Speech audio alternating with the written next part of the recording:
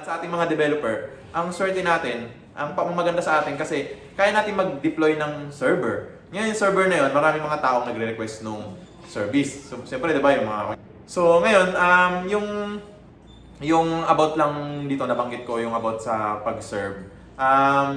Maraming malalim na usapan yon, pero ikwento ko rin, magkukwento rin about doon, yung about serving. Yun nga, kung nakita nyo sa dati kong, sa mga una kong video, yung sabi ko nga, yung si Arvin Urrubia, siya yung una kong nakilalang tao na na-realize ko na may ibang may purpose din sa buhay.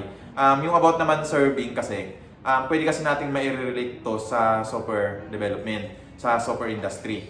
Kasi yun din yung na-realize ko sa buhay. So, yung about serving.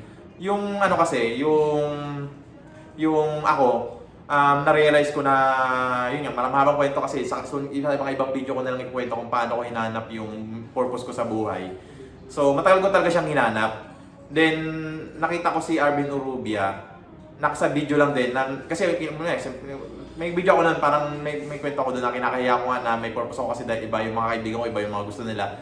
Ngayon, na-realize ko na may mga ibang tao rin pala na may mga purpose din sa buhay. Kasi si Arvin Urrubia, nakita ko sa kanya, is yung the entrepreneur yung pag-asa ng Pilipinas. So yun yung parang purpose niya sa buhay na gusto niyang sa atin naman, sa atin maging entrepreneur tayo mostly sa mga para umunlad yung bansa natin. Sa akin kasi ang akin naman ng purpose ko palaksin ang technology ng Pilipinas. So yun yung nararamdaman kong para sa akin. Naniniwala kasi ako rin na tayong mga tao, may kanya-kanya tayong laban sa buhay.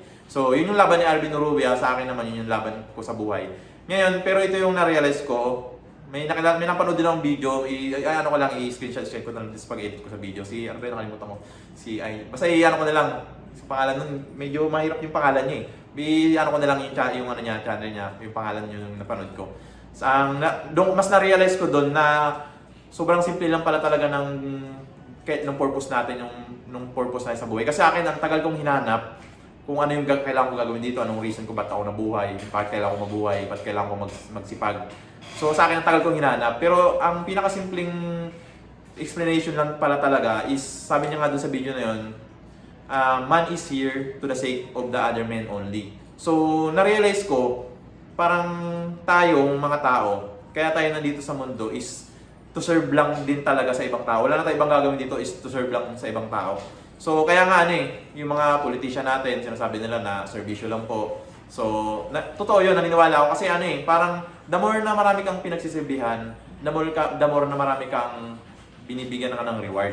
So, doon ko na pwede natin kasi i-relate to sa mga ibang sa software industry. Kasi siyempre, nagde-deploy tayo ng server ng mga product. So, instead ang maganda naman sa ating mga programmer is instead na tayo mismo yung nag-serve sa iba, yung mismo actual tayo, example, pulis ka. Yung katawan mo talaga, yung physical body mo talaga na ikaw yung nag-serve doon sa mga ibang tao. So, yun yung way mo to serve. Mas malupit pa nga yung sa kanila, di ba? Yung oath nila. To serve and to protect. So, meron pang protect. Ang akin kasi to serve lang So, sa akin kasi serve lang. Hindi naman ako pulis So, basta gusto ko maglingkod sa mga maraming tao. So, ito naman, ito sa mga isang way ko na to serve din sa community, to inspire, to help sa mga OJT namin na makatulong din sa iba. Yun yung way ko naman for serving. Then, kasi, parang the more na nagsaserve ka, the more na na nagkakaroon ka ng influence, ng reward, nagiging likable ka sa iba. Kasi nga, na-explain ko na rin sa mga iba kong video na hindi tayo nabubuhay sa tayo lang mag-isa. Nabubuhay tayo as society. Then, the more na maraming nagkakagusto sa'yo, the more na maraming nagpapabor sa'yo, the more na umaangat ka sa society. Kasi siyempre, as society tayo, sino bang mag-aangat sa'yo? Siyempre, yung mga ibang tao lang din. Sino bang magbibigay sa'yo ng opportunity? Siyempre, yung mga ibang tao lang din. Sino bang magbabayad sa'yo ng mga services mo? Siyempre, ibang tao lang din.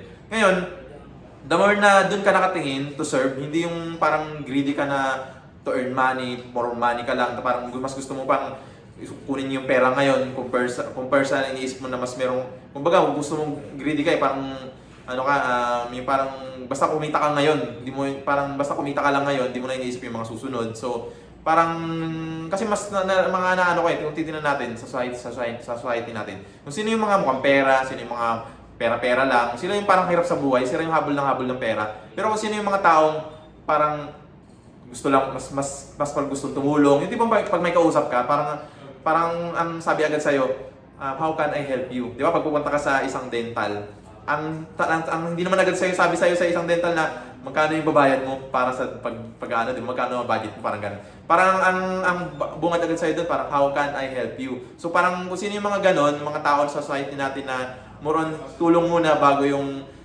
earn. So sila yung mas nagiging magaan yung buhay, sila yung mas maraming connection, sila yung mas maraming opportunity. So yun sa atin naman, sa ating mga developer, ang swerte natin, ang maganda sa atin kasi kaya natin mag-deploy ng server. Ngayon yung server na yun, maraming mga taong nagre-request nung service. So siyempre, di ba, yung mga kunyari, storage, deploy ka ng server, tapos pwede ka mag-ano doon ng mga storage. Kunyari, sample lang na product. So parang Google Drive, di ba?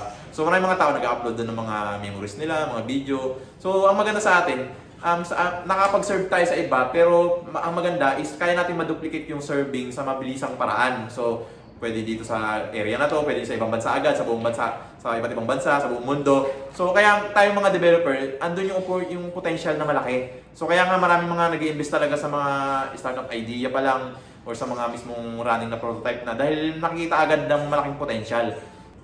So ngayon, ang una nating i-launch, marami pa tayong i-launch na product. So kasi may mga client din kami, may mga product din tayo na may kinalaman sa government, may mga product din tayo na may kinalaman sa mga enterprise business, yung mga malaking business. So, paunti-unti kong ipapakita sa inyo yung mga about doon to inspire din talaga sa mga ibang kapwa ko developer na mag-serve tayo sa society natin. Kasi nga, the more na marami kang pinagsisilbihan, the more na nagiging mayaman ka eh. So, sabi nga ni Sir Oliver doon sa comment ko, ikaw ang maging yaman. So, hindi mo kailangan maghanap ng mga yamang yung mga kayamanan, maghanap ka. Para ikaw mismo maging valuable ka sa iba, maging ikaw yaman ng iba.